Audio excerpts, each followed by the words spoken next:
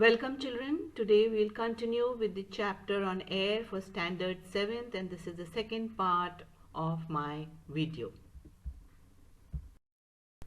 Today we are going to learn about weather and climate. Now children, all of you know what is atmosphere. The air surrounding our earth is called as atmosphere.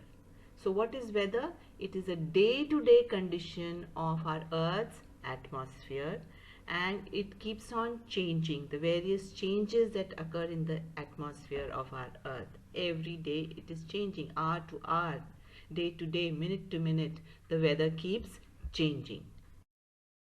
So you see children, the weather fluctuates very often.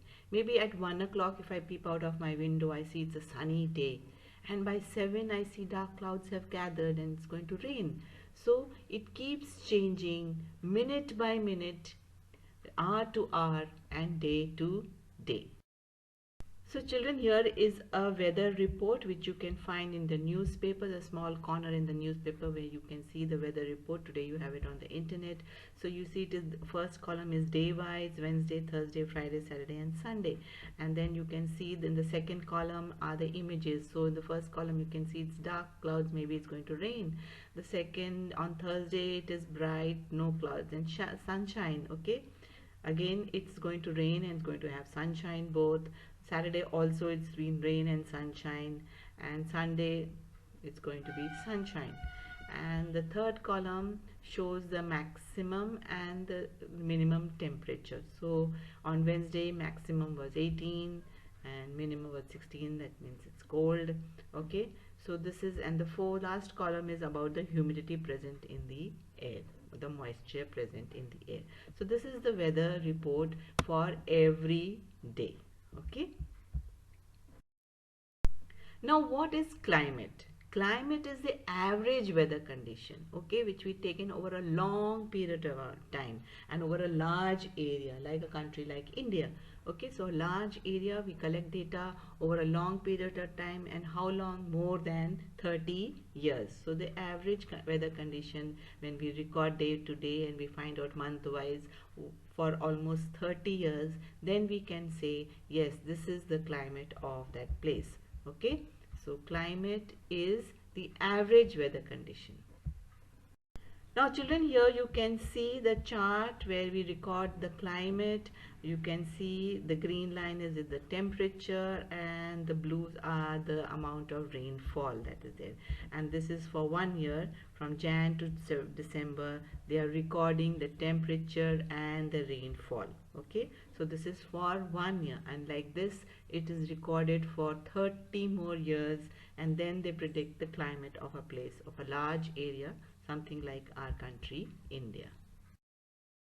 Now after recording yearly the temperature and rainfall, you can see here, then they are tabulated year wise, 2000, 2001, 2002, the amount, the annual temperature of a place, and then they predict, okay, these months are hot, these months are cold, these months are rainy season. That's how the climate is decided. Okay, so it is only over a number of years that we use to predict the climate, whereas the weather changes day to day.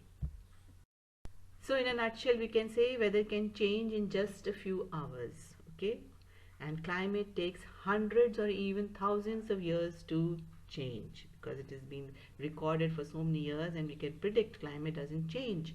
It's weather which changes hour to hour, maybe minute by minute, or within the day. Okay, so now let us define weather. It is an hour to hour, day to day condition of the atmosphere.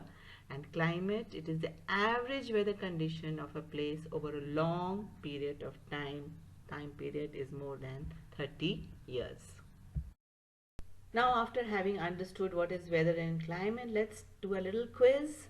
So the first one is, meteorologists forecast the weather or climate. It is the weather.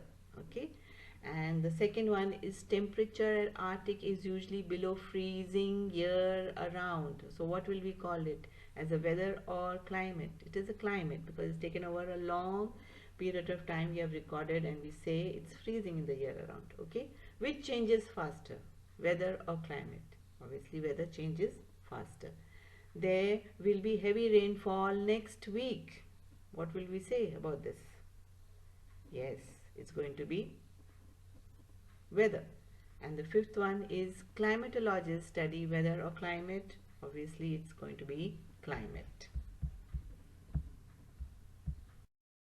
So for your reference, the answers are highlighted in yellow. So let's again do it. Meteorologists forecast the weather. The temperature at our Arctic is usually below freezing year round. It is the climate. Which changes faster? It is weather. There will be a heavy rainfall next week. It is weather. And climatologists study the climate. Now, what are the elements of weather and climate? Now, the elements are temperature, air pressure, moisture, and wind. Okay, we'll now look into all these elements one by one. Let us first understand temperature. Now, what is temperature? The degree of hotness and coldness of the air is known as temperature. Here we are talking about air, not the body temperature. We are talking the temperature of the air, the atmospheric temperature, Okay, so atmospheric temperature, which changes not only between day and night but also from season to season. Now the standard unit of measuring temperature is degree Celsius. We use this Celsius to measure temperature, and it was invented by Anders Celsius. On the Celsius scale, the water freezes at 0 degrees and boils at 100 degrees. Now you can see here is a thermometer. This is used to measure the atmospheric temperature. Okay, not your body temperature but atmospheric temperature. Now the summers are hotter than winters. Why is this so? Let us understand. The amount of solar rays that fall on the Earth's surface keeps on varying. Why the equal amount of sun rays are not received all over the Earth? What is the reason why we do not get the equal amount of sun rays all over the Earth? Let us understand this. Children, first of all, you should know that the Earth is spherical in shape, okay, round in shape, and it's all the time rotating. Now, so the same amount of sun rays are not received. You can see the sun, the direct rays falls near the equator and the tropics. So now children, you can see here that the direct rays of the sun are received at the equator and at the tropics.